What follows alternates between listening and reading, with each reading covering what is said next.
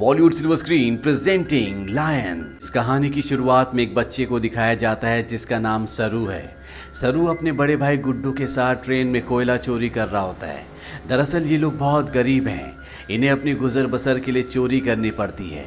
ये दोनों ट्रेन से बहुत सारा कोयला चोरी करते हैं और उस कोयले को एक दुकान में बेचने के लिए जाते हैं। उसी दुकान में जलेबियां भी बन रही होती है। सरू अपने बड़े भाई से कहता है कि मुझे जलेबी खानी है। उसका बड़ा भाई कहता है कि एक दिन मैं तुम्हें जलेबी ज़रूर खिलाऊंगा। उसके पास इतने पैसे नहीं है कि वो अपने छोटे भाई को जलेबियां खिला सके। सरू कहता है कि एक दिन हम दुकान की सारी जलेबियां खरीद लेंगे। अब कोयले के बदले में थोड़ा सा दूध दिया जाता है और ये दोनों भाई खेलते हुए अपने घर वापस पहुंच जाते हैं, जहां पर सरू और गुड्डू की एक छोटी बहन भी है। ये तीनों अपनी माँ के साथ रहते हैं। सरू की माँ अपने दोनों बच्चों से पूछती कि वो दूध कहाँ से लेकर आए, लेकिन वो इस बात का कोई भी जवाब नहीं देते। उसी रात को सरू का भाई गुड्डू काम पर जा रहा होता है। सरू कहता है कि मैं भी तुम्हारे साथ काम पर चलूंगा। उसका भाई कहता है कि तुम मेरे साथ नहीं चल सकते क्योंकि काम पर बोरियां उठानी पड़ती है और इस काम के लिए तुम बहुत छोटे हो। सरू अपने सिर के ऊपर चेयर उठाकर दिखाता है, साथ ही साथ वो साइकिल भी उठाने की कोशिश करता है। सरू कहता है कि मैं कोई भी काम कर सकता हूँ। सरू की जिद करने पर उसके भाई को उसे अपने साथ ले जाना पड़ता है। ये दोनों के दोनों एक ट्रेन स्टेशन पहुँचते हैं। सरू अपने भाई गुड्डू की गोद में ही सो जाता है। उसका भाई उसे उठाने की कोशिश भी करता है पर सरू बहुत छोटा है, उसे बहुत नींद आ रही होती है। वो कहता है कि मुझे सोने दो। सरू का भाई गुड्डू उसे एक बेंच पर लिटा देता है और कहता है कि मैं कल सुबह काम कर कर वापस लौट जाऊंगा, तुम यहीं पर रहना। जाने से पहले सरू अपने भाई को कहता है कि जब तुम लौटोगे तो जलेबी लेकर आना। वो कहता है कि ठीक है। सरू कहता है 2000 जलेबियां। इसके बाद उसका भाई गुड्डू काम पर चला जाता है। कुछ ही देर बाद जब रात और भी गहरी हो जाती है, स्टेशन पूरी तरह से खाली हो जाता है। इस पूरे स्टेशन पर सिर्फ एक ही बच्चा होता है और वो होता है सरू। सरू वहीं प्लेटफॉर्म पर खड़ी एक ट्रेन में जाकर बैठ जाता है। कुछ ही देर बाद उसे नींद आ जाती है। सुबह जब उसकी नींद खुलती है तो ट्रेन चल रही होती है। सरू ये देखकर घबरा जाता है और ट्रेन में चारों तरफ भागता है। वो अपने भाई को आवाज भी देता है। साथ ही साथ वो ट्रेन के दरवाजे खोलने की भी कोशिश करता है पर दरवाजे पूरी तरह से लॉक्ड होते हैं। इसीलिए ट्रेन के कई बार रुकने के बाद भी वो ट्रेन से बाहर नहीं निकल पाता। ट्रेन की बोगी पूरी तरह से खाली है। सरू भूखा प्यासा इस ट्रेन में फंस चुका है। कुछ दिन का सफर तय करने के बाद ट्रेन कलकत्ता वेस्ट बंगाल पहुंच जाती है, यानी सरू के घर से 1600 किलोमीटर दूर। सरू मध्य प्रदेश के खांडवा डिस्ट्रिक्ट से है। वो स्टेशन पे उतरता है जहाँ पर बहुत ज़्यादा भीड़ होती है। वो टिकट काउंटर पर जाता है और कहता है कि मुझे अपने घर जाना है, पर यहाँ पर सब बंगाली में बात कर रहे होते हैं। सरू को किसी की बात समझ में नहीं आती। वो वहीं स्टेशन पर बैठे अपने जैसे कुछ बच्चों के साथ जाकर बैठ जाता है जिनके पास कोई भी घर नहीं होता। पर कुछ ही देर बाद यहाँ पर कुछ लोग आते हैं जो उन बच्चों को उठाकर अपने साथ ले जा रहे होते हैं। सरू किसी तरह से वहाँ से भाग जाता है और वो एक बार फिर से रात के अंधेरे में इस बड़े शहर में पूरी तरह से अकेला है। उसे बहुत भूख भी लगी होती है। तभी उसे देवी माता की एक मूर्ति दिखती है। वो देवी माँ को नमन करता है और देवी माँ के चरणों में जो प्रसाद होता है वो उस प्रसाद को खाता है। अगली सुबह सरू ट्रेन ट्रैक पर चल रहा होता है क्योंकि वो अपने घर जाना चाहता है। तभी यहाँ पर एक औरत आती है जिसका नाम नूर होता है। वो सरू से पूछते कि तुम्हारा घर कहाँ है। वो कहता है कि गणेश तल्ले। ये मध्य प्रदेश में इतना छोटा गांव होता है जिसके बारे में किसी को कुछ नहीं पता होता। नूर उसे अपने घर ले जाती है, उसे खाना खिलाती है, नहलाती है। वो कहती है कल सुबह एक आदमी आएगा जो तुम्हारी मदद करेगा, वो तुम्हें तुम्हारी मम्मी से मिलवा देगा। अगली सुबह यहाँ पर रामा नाम का एक आदमी आता है। वो सरू की पूरी बॉडी चेक करता है और नूर को धीरे से कहता है कि तुमने बहुत अच्छे से काम किया। उन्हें ऐसी लड़के की तलाश थी। सरू को इन दोनों पर शक हो जाता है, इसीलिए वो मौका देखकर इस घर को छोड़कर भाग जाता है। सरू अपने कई दिन हावड़ा ब्रिज के आसपास गुजारता है।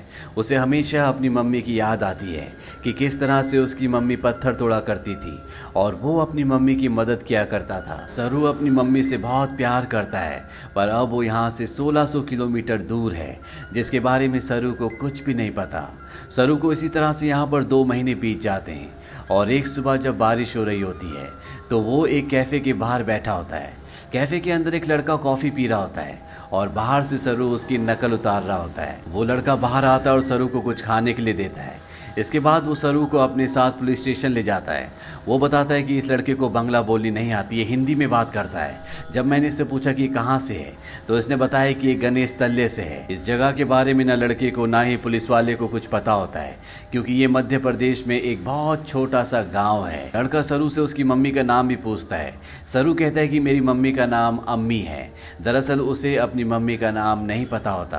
पुलिस उसके पेरेंट्स को ढूंढने की बहुत कोशिश करती है, पर सरू के घर का, उसके गांव का, उसके परिवार का कुछ भी पता नहीं चलता। इसीलिए पुलिस उसे एक अनाथ आश्रम में भेज देती है।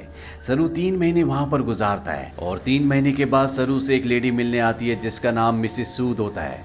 वो सरू को बताती है कि पिछले 3 महीनों से हम तुम्हारी अम्मी को, तुम्हारे परिवार को ढूंढने की कोशिश कर रहे हैं, पर कुछ भी पता नहीं चला।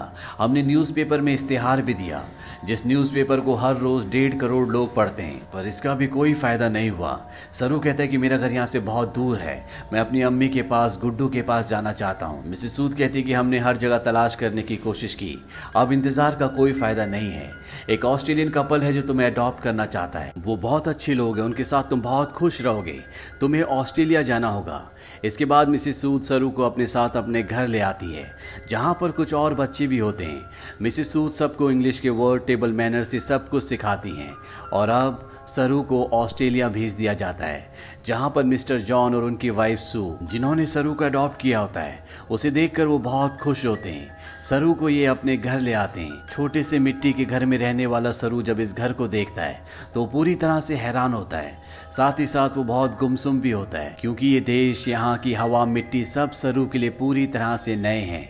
सरू की मॉम, जिसका नाम सू है, जिसने सरू को अडॉप्ट किया है, वो सरू से इंग्लिश में कहती है कि मुझे पता है कि तुम्हारा सफ़र इतना आसान नहीं था, तुम मुझे इस वक्त कुछ नहीं बता सकते, पर एक दिन तुम मुझे सब कुछ बताओगे। सरू धीरे धीरे इनकी भाषा, इनका रहन सहन सीखना शुरू कर देता है। बहुत जल्द वो इन सब के साथ कंफर्टेबल हो जाता है। मिस्टर जॉन और उनकी वाइफ सू सरू से अपने बेटे की तरह प्यार करती है। वो उसकी ज़िंदगी में किसी तरह की कोई कमी नहीं होने देते। 1 साल बाद ये एक और बच्चे को अडॉप्ट करते हैं, जो इनके साथ एडजस्ट नहीं हो पाता। वो अपने आप को नुकसान पहुंचाना शुरू कर देता है, पर मिस्टर जॉन और उनकी वाइफ इस बच्चे को कंट्रोल करने की, समझाने की कोशिश करते हैं, क्योंकि वो इसकी मदद करना चाहते हैं। उसी रात को मिसेस सू रो रही होती है। सरू उनके पास जाता है, उनके आंसू पोंछता है और उनके गले से लग जाता है, यानी कि अब उसने पूरी तरह से उन्हें अपनी मॉम मान लिया है। धीरे धीरे वक्त बीतता और 20 साल बीत जाते हैं। सरू अब बड़ा हो चुका है। मिस्टर जॉन और उनकी वाइफ, जो सरू के मॉम डैड है, उनको सरू पर गर्व होता है।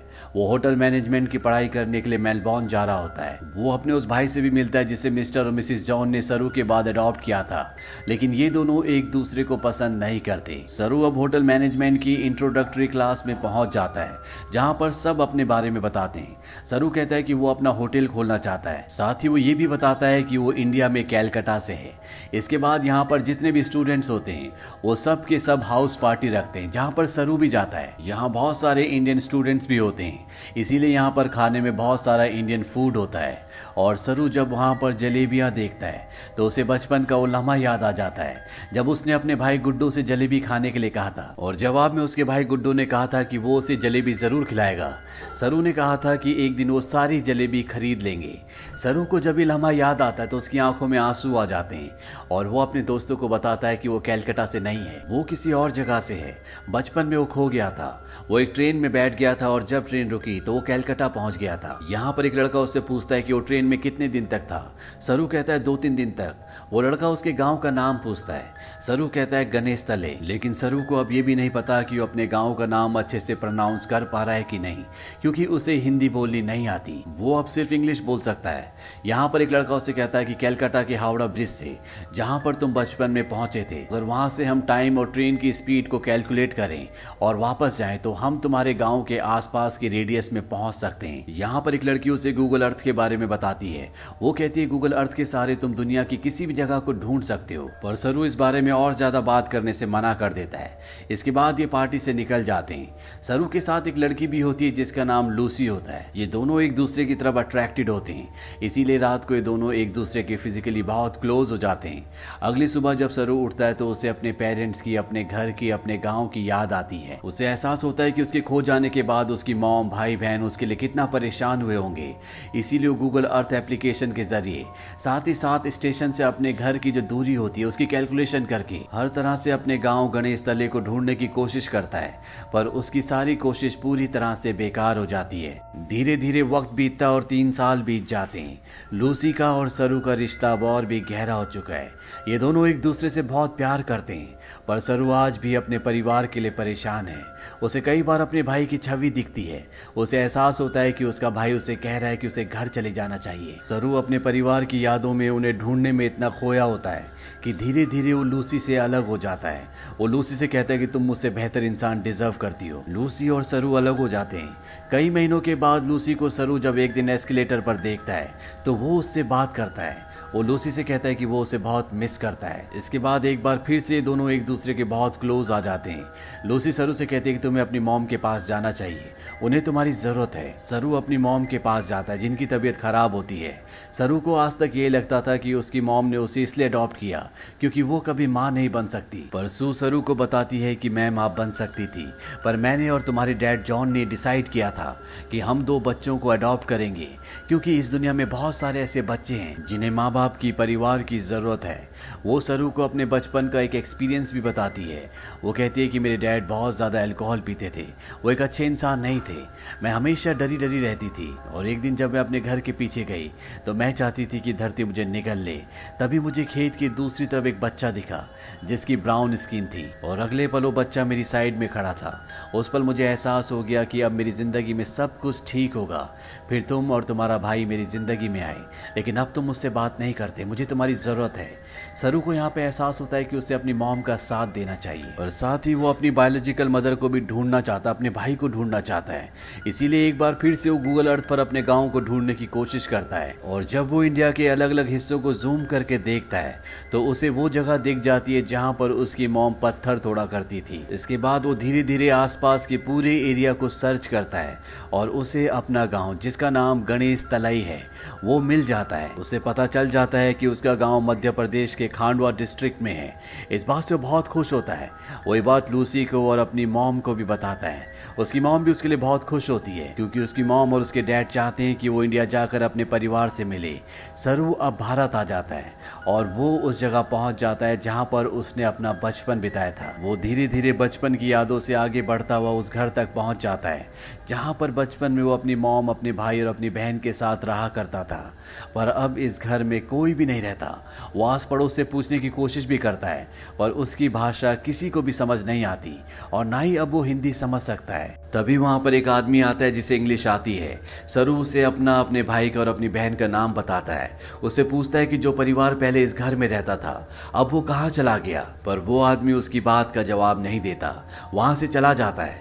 पर कुछ ही पलों के बाद वो लौट कर आता है और सरू को इशारा करता है। सरू जब उस तरफ जाता है तो वो देखता है कि सामने से एक बूढ़ी औरत आ रही होती है और ये औरत और कोई नहीं बल्कि वो होती है जिसकी गोद में सरू ने अपना बचपन बिताया था। ये उसकी बायोलॉजिकल मॉम होती है। वो उनके गले लगकर बहुत रोता है। सरू की मॉम आज तक इस गांव को छोड़कर इसीलिए नहीं गई थी क्योंकि उसे यकीन था कि एक दिन उसका बेटा लौटकर जरूर आएगा। सरू की बहन भी यहाँ पर होती है। वो अपनी बहन को अपने गले से लगा लेता है पर सरू अपने भाई से मिल नहीं पाता। उससे पता चलता है कि जिस रात वो अपने भाई के साथ काम पर गया था पर सरू को नींद आ रही थी, इसीलिए उसके भाई ने उसे बेंच पर सुला दिया था। और जब उसका भाई जा रहा था तो सरू ने अपने भाई से कहा था कि सुबह जलेबी लेकर आना। उसी रात को उसके भाई गुड्डू की एक ट्रेन दुर्घटना में मृत्यु हो गई थी, यानी कि एक माँ ने एक ही रात में अपने दोनों बेटों को खो दिया था। पर उसकी उम्मीद, ईश्वर पर उसकी आस्था थी जो इतने सालों तक वो अपने छोटे बेटे सरू का इंतजार करती रही और आज 25 सालों के बाद उसका बेटा वापस लौट आया। सरू इसके बाद ऑस्ट्रेलिया में अपने मॉम और डैड को कॉल करता है। वो उन्हें बताता है कि मुझे मेरा परिवार मिल गया पर इससे कुछ भी नहीं बदलता। आज भी आप मेरे लिए वही हो जो पहले थे, आप मेरे मॉम डैड हो। इसके बाद सरू उन सभी जगहों पर जाता है जहां पर वो अपने भाई के साथ खेला करता था और इन जगहों पर जाकर उसे अपने बचपन की याद आ जाती है जब वो इन्हीं रास्तों पर अपने भाई के साथ चला करता था। सरू को यहाँ पर एक और बात पता चलती है कि उसका नाम सरू नहीं बल्कि शेरू है, जिसका मतलब होता है लायन। अंत में हमें कुछ रियल फुटेज दिखाई जाती है जिसमें सरू के वो माँ बाप जिन्होंने उसे अडॉप्ट किया था वो इंडिया आते हैं। इंडिया में सरू की जो असली बायोलॉजिकल मॉम होती है वो उन्हें अपने गले से लगा लेती है। तो ये थी सच्ची कहानी सरू की। ऑफिशियल रिपोर्ट्स के मुताबिक पता चलता है कि भारत से हर साल 80,000 बच्चे गायब होते हैं, लेकिन उसमें से 1% भी बच्चे ऐसे नहीं हैं जिनकी किस्मत सरू की तरह हो। इसीलिए इस पूरी कहानी, इस पूरी फिल्म के जो हीरो हैं वो और कोई नहीं बल्कि मिस्टर जॉन और उनकी वाइफ सू है, जो अपने बच्चे पैदा कर सकते थे पर उन्होंने फैसला किया कि वो अपने बच्चे पैदा ना करके उन बच्चों को अडॉप्ट करेंगे जिनके पास घर नहीं है, ताकि उन्हें एक अच्छा घर मिल सके। अगर इस दुनिया में हर एक इंसान की सोच इसी तरह से हो जाए तो ये दुनिया स्वर्ग बन जाए। तो ये थी पूरी कहानी फिल्म लॉयन की। ये फिल्म सन 2016 में रिलीज हुई थी। IMDb पर इसकी रेटिंग है 8। इस फिल्म का बजट था $12 मिलियन और बॉक्स ऑफिस पर इसने कमाई की थी $141 मिलियन की। उम्मीद करते हैं कि ये कहानी आपको पसंद आई होगी।